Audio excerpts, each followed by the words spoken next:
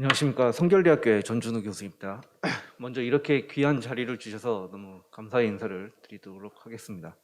그리고 오늘은요, 이제 제가 공정위 해운업계 공동행위 가진금 부과의 문제점 분석에 대해서 발표를 할 텐데, 이 연구는 저희 한 회장님과 같이 연구를 진행을 했고요. 같이 연구를 수행하는 동안 굉장히 많은 것을 배울 수 있어서 저한테는 굉장히 뜻깊은 시간이었습니다. 예, 발표 순서는 오른쪽과 같습니다. 작년에도 제가 이 자리에서 이렇게 발표를 했었는데 간략하게 근황을 좀 말씀드리도록 하겠습니다.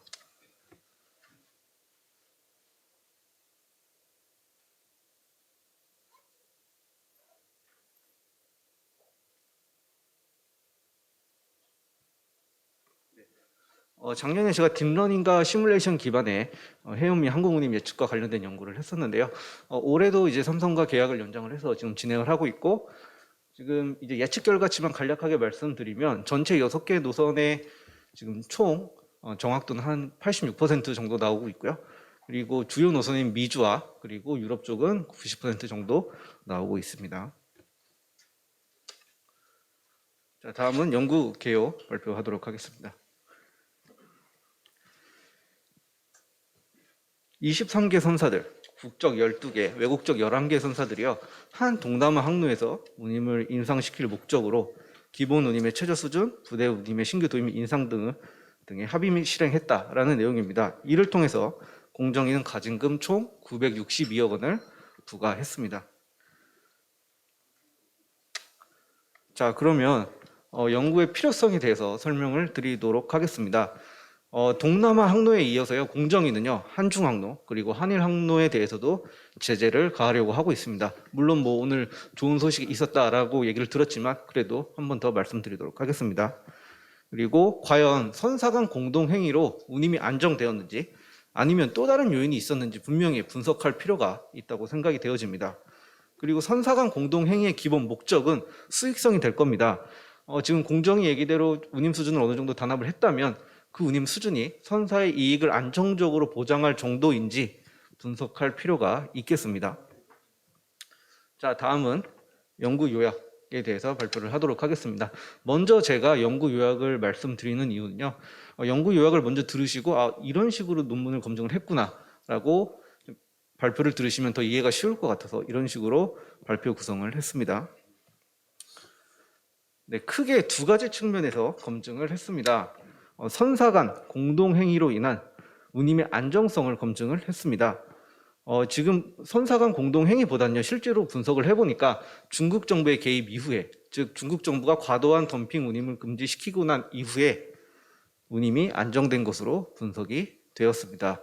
두 번째 검증 내용은요, 선사 간 공동행위와 수익성 간의 관련성을 검증을 했습니다. 만약에 공정위 얘기대로 선사들이 단합을 했고요, 그 운임 수준이 굉장히 높았다면 실질적으로 선사들의 수익과 그리고 운임은 상관관계가 높았어야 됩니다. 근데 분석을 해보니까 상관관계는 낮은 것으로 분석이 되었고, 공동행위는요, 선사의 이익을 안정적으로 보장할 정도의 수준은 절대로 아니었다라는 게 밝혀졌습니다. 자, 다음은 연구 방법론입니다. 앞에서 말씀드린 검증 내용을 어떤 식의 연구 방법론을 적용을 해서 분석을 했는지 말씀드리도록 하겠습니다. 첫 번째는요, 해운 운임의 안정성을 검증을 했습니다. 불안정한 시계열 데이터로 분석을 하게 되면요, 의미가 존재하지 않는 허구적 회귀 현상이 발생할 수 있습니다.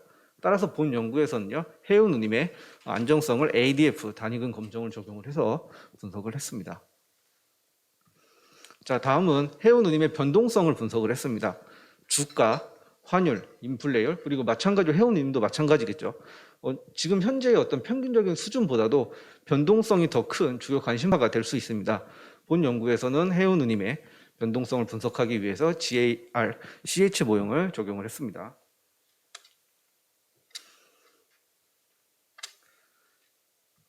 예, 다음은 인과관계를 분석을 했습니다. 인과관계 분석은요, 원인과 결과를 검증할 수 있는 방법이고요. 본 연구에서는 운임 간의 인과관계를 분석하기 위해 그랜저 인과관계 검증을 적용을 했습니다. 자, 다음은 이제 분석 데이터입니다. 본 연구에서 활용된 분석 데이터인데 아쉽게도요, 우리나라에서 동남아 그리고 중국, 일본으로 가는 운임은 현재 구축이 되어 있지 않습니다. 관세청에서 작년부터 현재 이제 만들고 있는 상황이고요. 그래서 저는 중국의 상하이 항공교역소가 발표를 하는 CCFI를 활용을 했습니다. 그래서 중일, 중한, 중동남아 항로의 CCFI와 그리고 운임의 변동성을 비교 분석하기 위해서요. 지금 보이시는 중미서한, 중미동안, 그리고 중유럽의 CCFI를 활용을 했습니다. 데이터 수집 기간은 2003년 4월부터 2022년 4월까지고요. 데이터 출처는 클락슨입니다. 자, 다음은 분석 결과에 대해서 설명드리도록 하겠습니다. 앞에서 말씀드린 연구 방문론을 적용을 해서 어떠한 연구 결과가 나왔는지 설명을 드리도록 하겠습니다. 먼저 분석 결과를 말씀드리기 전에요. 한중 그리고 중일 항로의 주요 해운 협정에 대해서 몇 가지 말씀드리도록 하겠습니다. 먼저 한중 항로의 주요 협정에 대해서 간략하게 설명을 드리면요. 1993년 해운협정 체결 때부터 한중 항로는요, 관리 항로로 유지시키기로 합의를 하게 됩니다. 이 관리 항로라는 뜻은 양국 선사가 합의를 해서 선박을 50대 50으로 투입을 하는 걸 의미를 합니다. 이는요, 실질적으로 한국 선사들의 요구가 굉장히 많이 반영되어 있는 상황입니다. 만약에, 물론 좋은 소식이 오늘 아침에 있었다고 하지만 만약에 한국 동남아뿐만 아니라 중국 항로에도 과징금을 부과한다면요, 경쟁력이 약해진 우리나라의 선사의 자리들은 중국 선사들이 차지할 확률이 굉장히 높습니다. 그리고 그 피해는요, 오로지 선사뿐만 아니라 화주들에게도 가게 될 것입니다. 그럴 만한 게 지금 중국은요, 실질적으로 해운협정 초기부터 불과 몇 년 전까지 양국 선사들의 상호 자유 경쟁을 계속 끊임없이 요구하고 있는 상황입니다. 다음은 중일 항로의 주요 협정 내용에 대해서 설명드리도록 하겠습니다. 2000년도에 지금 중일 항로에는요, 컨테이너 규칙에 관한 협정을 하게 됩니다. 이는 운임보다는 컨테이너 부대 운임에 관련된 협정이었는데, 이렇게 이제 중국 정부가 나서서 이런 협정을 하게 된 이유는요, 실질적으로 이 기간 동안에 중국 선사들이 저운임으로 대거 시장에 진출을 하게 됩니다. 외국 선사 퇴출 후에 자국 선사, 즉 중국 선사들끼리 경쟁이 치열해지다 보니까 이를 방지하기 위해서 컨테이너 규칙에 관한 협정을 하게 되고요. 그럼에도 불구하고 이 자국 선사들의 경쟁이 끊이지 않자 2006년에 중일 항로에서 중국 정부는요, 국제 컨테이너선 운임 신고 실시법을 하게 됩니다. 이는요, 중국 선사들이 제로 운임, 마이너스 운임과 같은 과도한 덤핑 운임을 금지시키기 위한 협정이라고 이해하시면 되겠습니다. 다음은 단위금 검정 결과를 설명드리도록 하겠습니다.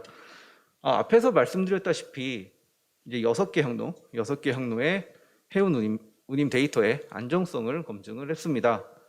수준 변수, 즉 로우 데이터라고 이해를 하시면 됩니다. 로우 데이터의 단위금 검정 결과를 보시게 되면 먼저 P-밸류를 보시면 됩니다. P-밸류가 모두 0.05보다 큰 불안정한 데이터로 분석이 되었습니다. 따라서 이 불안정한 시계열 데이터를요, 안정성 있는 시계열 데이터로 변환하기 위해서 자연 로그 차분을 수행을 했습니다. 1차 차분 결과가 그 밑에 있는 테이블이고요. 결과를 보시게 되시면 모두 0.005보다 낮은 안정성 있는 시계열로 나타난 것을 알 수 있습니다. 따라서 뒤에 분석되는 이제 변동성 분석이나 인과관계 분석은 이 차분된 변수를 활용을 해서 분석을 했습니다. 자, 다음은 변동성 분석 결과입니다. 기간은요, 2003년 4월부터 2019년 12월로 선정을 했습니다. 이렇게 선정한 이유는요, 코로나 기간에 운임이 변동성이 너무 크기 때문에 기존에 갖고 있는 운임의 정보들이 훼손될 수 있습니다. 그래서 코로나 전인 2019년 12월까지 기간을 선정을 했습니다. 분석 결과를 보게 되면요, 굉장히 지금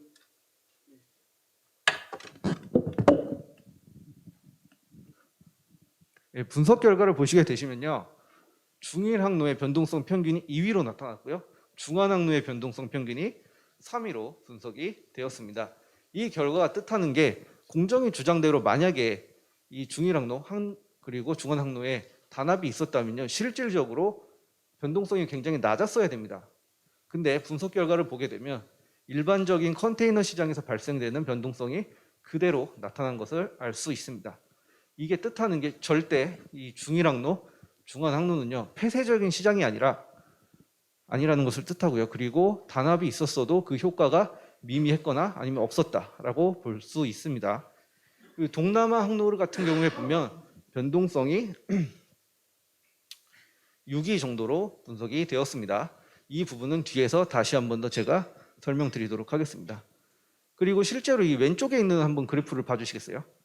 지금 중일 항로의 변동성을 보게 되면 노란색입니다. 2008년 이전이 굉장히 큰 것을 알 수 있어요. 그리고 마찬가지로 중환 항로의 변동성을 봐도요. 2008년 이전이 굉장히 큰 것을 알 수 있습니다. 따라서 저랑 한 교수님은 여기서 좀 더 디테일하게 보기 위해서요.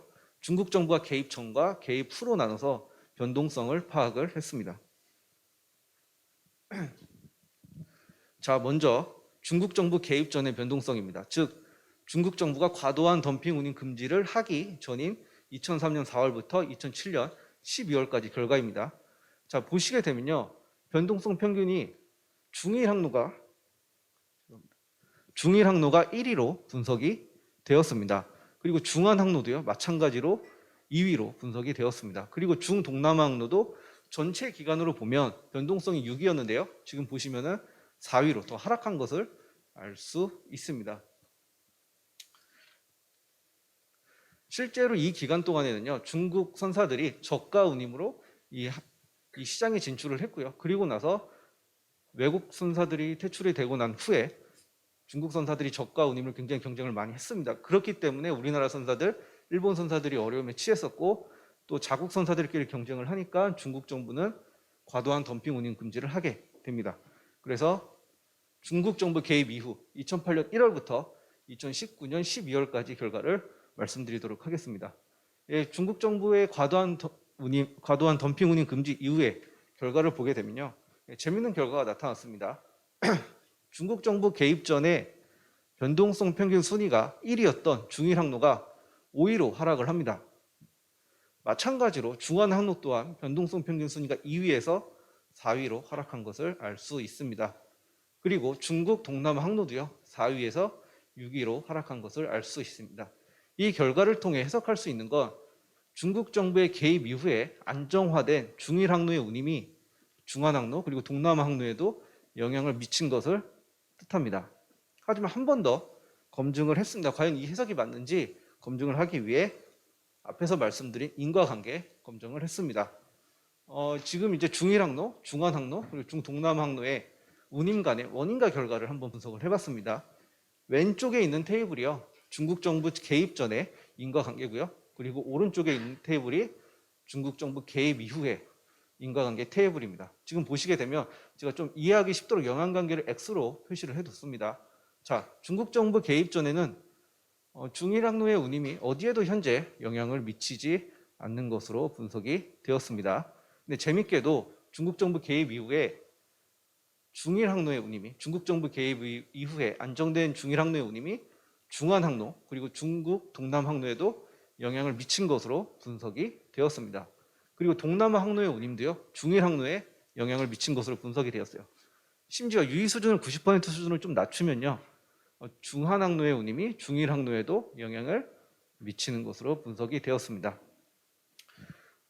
따라서 한일, 한중, 한동남 항로는요 독자적인 폐쇄 시장이 아니라 특히 중국 정부의 개입 이후에 안정화된 중일 항로의 운임이 한국 항로와 동남아 항로에도 영향을 미치는 상호 연동된 시장으로 볼 수 있습니다. 근데 그럴 수밖에 없습니다. 실질적으로 제가 이 결과가 나오고 좀 많이 고민을 했었는데 우리나라에서 동남아로 가는 선박은 거의 없습니다. 콜링 자체를 물동량 측면에서 반드시 중국을 거치고요. 동남아를 가게 돼 있습니다. 그리고 일본에서 출발한 선박도요. 한국 또는 중국 그리고 동남아로 가게 됩니다.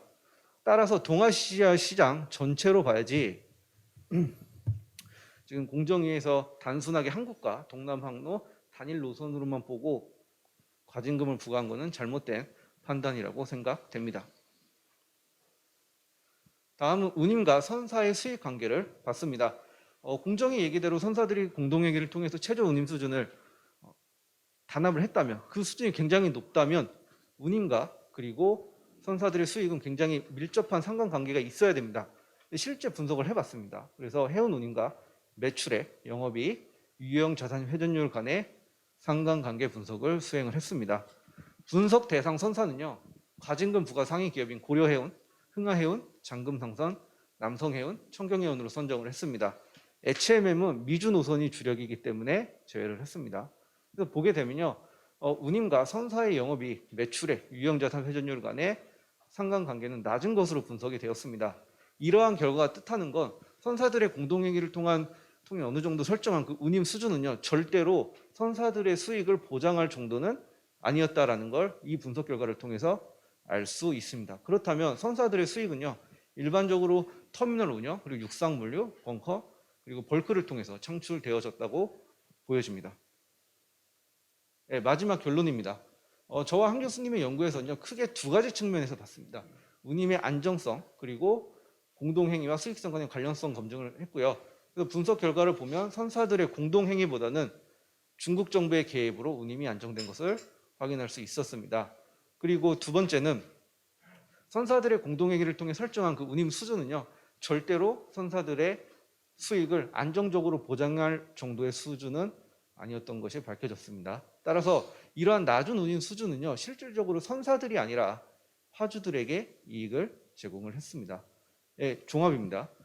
중국 정부의 과도한 운임 금지가 실질적으로 운임을 일정 수준 이상으로 유지하는 데 더 큰 역할을 하고 있습니다. 한일, 한중, 한동남 항로는요, 독자적인 폐쇄 시장이 아니라, 다시 한번 말씀드리면 중국 정부 개입 이후에 안정된 중일 항로의 운임이 한국, 동남아 항로에도 영향을 미치는 상호 연동된 시장입니다. 따라서 동아시아 시장 전체로 봐야지 한국과 동남아 시장 단일 노선으로 보고 과징금을 부과한 공정의 판단은 잘못됐다고 생각됩니다. 그리고 공동행위로 한국 선사를 비롯한 선사들의 수익은요, 극히 제한적이었습니다. 지나치게 낮은 운임으로 인해서요, 이미 글로벌 라이너들은요, 한중간 화물 적재를 기피하고 있는 상황입니다. 따라서 선사들의 공동행위보다는 중국 정부 개입으로 운임이 안정되었습니다. 따라서 공정위의 과징금 부과는 타당하지 않습니다. 제가 이 연구를 하면서 좀 느꼈던 점을 하나만 말씀드리도록 하겠습니다. 저는 우리나라의 과징금 부과 문제에 대해서 분석을 했습니다. 그런데 제가 사용한 데이터는요, 우리나라 데이터가 아니에요. 중국 상하이 항공교역소가 발표를 하는 CCFI를 활용을 했습니다. 우리나라에 지금 항만과 관련된 데이터는 굉장히 잘 갖추어져 있습니다. 물론 뭐 선사들의 영업 비밀들 이런 것들이 있기 때문에 데이터를 구축하는 게 쉽지 않다는 건 잘 알고 있습니다. 만약에 이런 데이터들이 잘 구축이 돼 있었다면요, 실질적으로 이렇게 시끄럽게 법정까지 갈 문제는 아니었다라고 생각이 됩니다. 그래서 혹시라도 뭐 지금이라도 저와 한 교수님이 만약에 데이터를 더 확보할 수 있다면 보다 현장의 의견을 반영할 수 있는 그런 반박 자료를 만들 수 있을 거라고 생각이 되어집니다. 네, 제 발표는 여기까지 하도록 하겠습니다. 감사합니다.